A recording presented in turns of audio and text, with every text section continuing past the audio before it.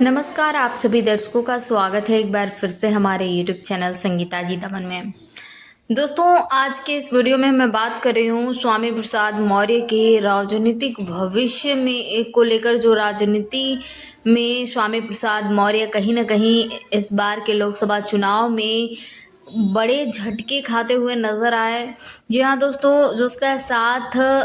पल्लवी पटेल भी देती हुई नजर आई। स्वामी प्रसाद मौर्य के चुनावी प्रचार में भी कहीं ना कहीं पल्लवी पटेल साथ नजर आई, ओवैसी साथ नजर आए, यहाँ तक कि चंद्रशेखर आज़ाद भी स्वामी प्रसाद मौर्य के साथ नजर आए। लेकिन दोस्तों, इसका कोई खासा रिजल्ट देखने को नहीं मिला।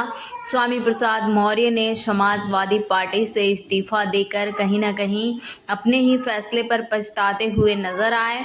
अब स्वामी प्रसाद मौर्य अपनी पार्टी को बेहतर बनाने के लिए, अपने राजनीतिक भविष्य को बचाने के लिए किसी न किसी पार्टी की तलाश में है, और वो पार्टी शायद समाजवादी पार्टी में भी स्वामी प्रसाद मौर्य फिर से वापसी कर सकते हैं। क्योंकि जिस तरीके से लोकसभा चुनाव के पहले भी अटकलें थी कि स्वामी प्रसाद मौर्य मायावती के साथ गठबंधन में आएंगे, लेकिन लोकसभा चुनाव में नामांकन से एक दिन पहले जो स्वामी प्रसाद मौर्य ने प्रेस कॉन्फ्रेंस किया और उसमें ज़बरदस्त बहन कुमारी मायावती के कार्यकाल को लेकर तारीफ करते हुए नजर आए। उससे तो यही लग रहा था कि स्वामी प्रसाद मौर्य अब मायावती के साथ गठबंधन में आएंगे और बहुजन समाज पार्टी के टिकट पर चुनाव लड़ेंगे। लेकिन दोस्तों, ये तब फैसला बदल गया जब स्वामी प्रसाद मौर्य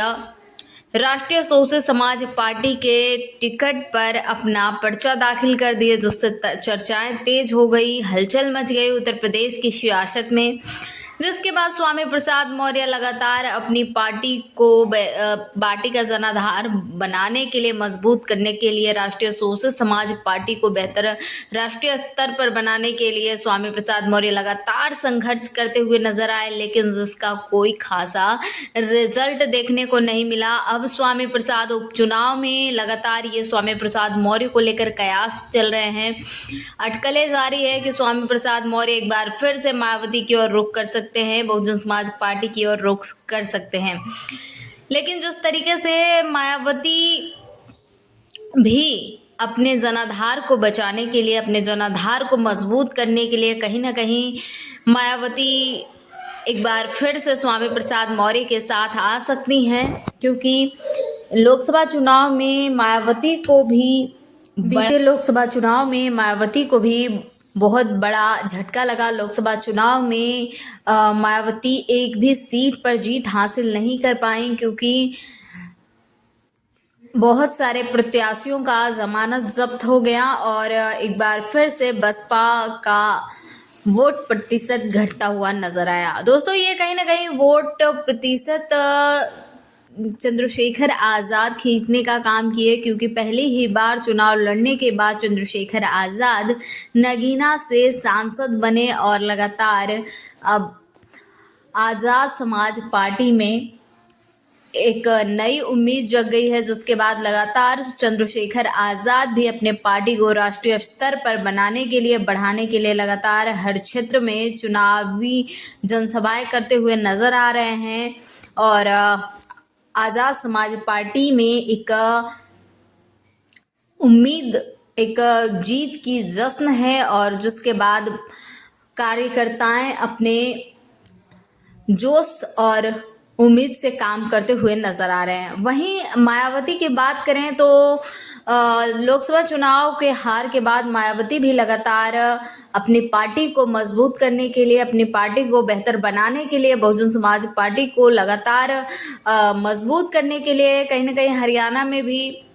मायावती गठबंधन करती हुई नजर आई। इस बार लोकसभा चुनाव के हार के बाद मायावती अपनी रणनीतियों को बदलती हुई नजर आई, कई जगह पे बैठक करती हुई नजर आई, कई बार जनसभाएं करती हुई नजर आई। लेकिन माना ये जा रहा है, राजनीतिक जानकारों का कहना ये है कि अगर स्वामी प्रसाद मौर्य और मायावती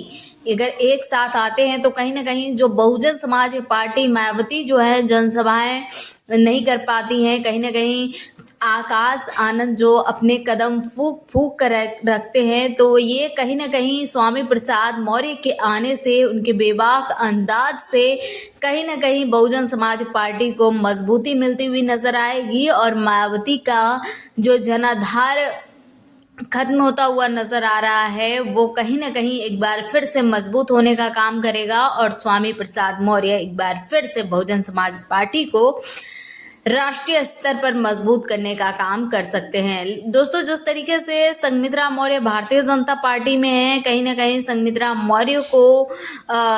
भारतीय जनता पार्टी दरकिनार करने का काम किया है। जिस तरीके से लोकसभा चुनाव में संघमित्रा मौर्य का टिकट काटा गया और फिर उनको कोई बड़ी जिम्मेदारी नहीं दी गई, जिसके बाद संघमित्रा मौर्य अब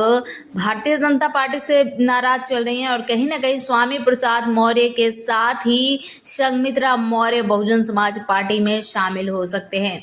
दोस्तों, मायावती एक महापुरुष की तरह है बहुजनों के लिए, लेकिन दोस्तों बहुजनों में एक